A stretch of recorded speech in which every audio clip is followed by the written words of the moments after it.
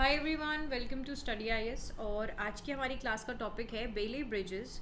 तो अभी आर्मी ने यहाँ पर they have help to build a Bailey bridge in the Kaziranga national park. तो देखिए यहाँ पर कुछ इस प्रकार का दिखता है आपका बेली ब्रिज। ठीक है, तो बेले ब्रिज जो है आपका वो कुछ इस प्रकार का दिखता है और यहाँ पर आपका यही ब्रिज जो है वो यहाँ पर बिल्ड किया जा रहा है आर्मी की हेल्प से। ठीक है, कहाँ बिल्ड किया जा रहा है? काजीरंगा नेशनल पार्क पे। ठीक है, अब यहाँ पर आप लोगों के लिए ये ब्रिज तो इम्पोर्टेंट है ही है, साथ ही साथ क्या इम्पोर्टेंट है आप लोगों के लिए? यहाँ पर इम्पोर्टेंट है काजीरंगा नेशनल पार्क। ठीक है, और काजीरंगा नेशनल पार्क क्यों फेमस है, ये भी चीज़ें आप लोगों के लिए इम्पोर्टेंट हो जाती हैं। ओके, चल स्टार्ट करते हैं अपनी वीडियो को। उससे पहले देखिए अनअकैडमी आप लोगों के लिए एक नया ऑफर लेकर आई है। यहाँ पर आप लोगों से वादा किया जा रहा है कि आप लोगों को अभ्यर्थी से अधिकारी बनाया जाएगा। तीनों लेवल्स में यहाँ पर अनअकैडमी आपकी मदद करेगा। आप लोग यहाँ पर अगर 2 साल का सब्सक्रिप्शन लेते हैं तो देखिए जब भी आप लोग सब्सक्रिप्शन लेंगे कोड का इस्तेमाल करना नहीं भूलना, AMS live, which will give you extra discount. और अगर आप लोग यहाँ पर अपने जो एक पर्टिकुलर इसमें सफल नहीं हो पाए तो अनअकैडमी आपको 100% फ़ी जो है वो यहाँ पर रिफंड कर देगा। ठीक है, if you are not able to crack the exam at any stage of UPSC, okay, तो आपको यहाँ पर जो पैसे हैं वो पूर्णता से वापस कर दिए जाएंगे। चलिए आगे बढ़ते हैं। अनअकैडमी आप लोगों के लिए लक्ष्य बैच लेकर आया है जो कि कंप्लीट हिंदी बैच है। इसके बाद अनअकैडमी आप लोगों के लिए आरंभ बैच लेकर आया है। Do enrol in this. Okay, फिर अनअकैडमी आप लोगों के लिए स्कॉलरशिप टेस्ट लेकर आया है जो कि 23 तारीख को होगा 11 बजे। इसमें एनरोल करना ना भूलें। देन फाउंडेशन सक्सेस प्रोग्राम है, आप लोग इसमें भी एनरोल कर सकते हो, जिससे कि आप लोगों को यहाँ पर आप लोग इसमें एनरोल करना चाहते तो आप लोग कर सकते हैं। ठीक है, जैसे कि आपका पूरा सिलेबस कवर हो जाए। दूसरी चीज़, जब भी आप लोग इसमें एनरोल करेंगे कोड का इस्तेमाल करना नहीं भूलना, AMS live, which will give you extra 10% discount. Okay, चलिए स्टार्ट करते हैं। बात करते हैं कि बेली ब्रिज होता क्या है। देखिए it's a type of a portable और ये प्री फैब्रिकेटेड ट्रस ब्रिज है। कैसा है? पोर्टेबल है, प्री फैब्रिकेटेड है और ट्रस ब्रिज है। इसको डेवलप किया गया था आपके 1940 में। कब डेवलप किया गया था इसको? 1940 और 41 में यहाँ पर आपका इसको बिल्ड किया गया था by the British for military using the second world war. तो सेकेंड वर्ल्ड वॉर में मिलिट्री के यूज़ के लिए इस पर्टिकुलर ब्रिज को यहाँ पर बनाया गया था। बेसिकली यहाँ पर जो ट्रस ब्रिज के बारे में ये बता रहे हैं, देखिए ऐसे ब्रिज जो होते हैं ना वो राफ्टर्स के लिए होते हैं। ठीक है, राफ्टर्स वगैरह के लिए होते हैं, मतलब it's a kind of a bridge अगर देखा जाए जो कि लोड बियरिंग होते हैं। कैसे होते हैं? लोड बियरिंग होते हैं। और जो स्ट्रक्चर हैं इनके, they are connected elements. Okay, जैसे कि ट्रायंगुलर यूनिट से होते हैं, जैसे हमने इमेज में देखा। थोड़े ट्रायंगुलर यूनिट्स में आपको यहाँ पर देखो इस तरीके के जो है ब्रिज के कुछ पोर्शंस आपको कुछ ऐसे देखने को मिलेंगे। ठीक है, तो कुछ ऐसे बने होंगे। इस तरीके के ब्रिज जो है वो यहाँ पर आपके फॉर्म रहते हैं। ठीक है, तो कुछ इस टाइप का पैटर्न जो है वो हमें देखने को मिलता है।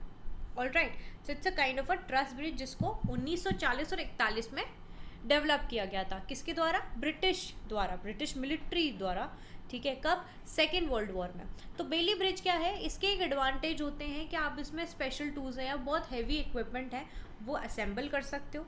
जो वुड है, जो स्टील ब्रिज के एलिमेंट्स हैं, they are very small and light enough जिनको कैरी किया जा सकता है in trucks and lifted into place by hand without the use of a crane.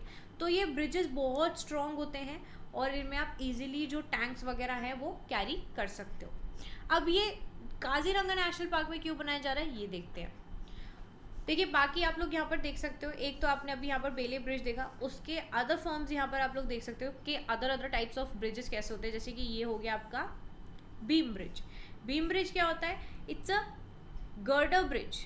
ठीक है, जो कि most basic kind of bridge होता है, जो कि आपने ज़्यादातर देखा होगा। काफ़ी सिंपल ट्री लॉग होता है। ठीक है, it's a kind of a very simple type of a bridge. वहीं पर आपका ट्रस ब्रिज है जो कि combination of small beam subjected to compression and tension forces forming triangular units. तो आप लोग यहाँ पर देख सकते हो ट्रस ब्रिज कैसा है कि आपकी यहाँ पे ट्रायंगुलर यूनिट्स जो हैं वो एक दूसरे के साथ कनेक्टेड हैं और इस पर आप अच्छा खासा लोड भी लेके जा सकते हो। वहीं पर आपका आग ब्रिज है। आग ब्रिज कुछ इस तरीके का देखने को मिलता है आपको, ठीक है, जो आपको ज़्यादातर वेनिस में देखने को मिलेगा, है ना, वेनिस में देखने को मिलता है। काफ़ी सॉलिड ब्रिज होता है ये। ओके, फिर यहाँ पर है आपका bascule bridge. Now it is also known as a draw bridge, ठीक है। It is a movable bridge that can lift its structure to allow boat and ship traffic. वहीं पर आपका है ये केबल स्टेड ब्रिज, ठीक है। इस तरीके की केबल्स आपको इसमें देखने को मिलेंगी। Okay, so they are made up of a continuous girder with one or more vertical columns जो कि एक दूसरे से यहाँ पर जुड़े हुए हैं। And the names come from the cables that are stretch down from the column to the girder giving support and stability. इसके बाद है आपका सस्पेंशन ब्रिज। सस्पेंशन ब्रिज कैसा है, ये भी आपका केबल टाइप से ये सिमिलर है, ठीक है, बट यहाँ पर आपको देखने को मिल रहा होगा कि इसमें जो केबल्स हैं वो एक साथ ही यहाँ पर आपकी अलाइंड है एक साथ। Okay, so it's a rope bridge also, ठीक है, which can be defined as a suspension bridge without the towers. चलिए, अब यहाँ पर बात करेंगे हम लोग काजीरंगा नेशनल पार्क के बारे में। तो देखिए, काजीरंगा नेशनल पार्क आप लोगों के लिए एग्जाम के लिए काफ़ी इंपॉर्टेंट है। तो ये जो पार्क है, it is abode of more than 70% of one horn rhinos. तो मैंने आपसे पूछा था कि फेमस क्यों है, तो देखिए यहाँ पर ये अपने राइनोसिस की वजह से काफ़ी फेमस है। यहाँ पर आपको 70% वन हॉर्न राइनोसिस देखने को मिलते हैं।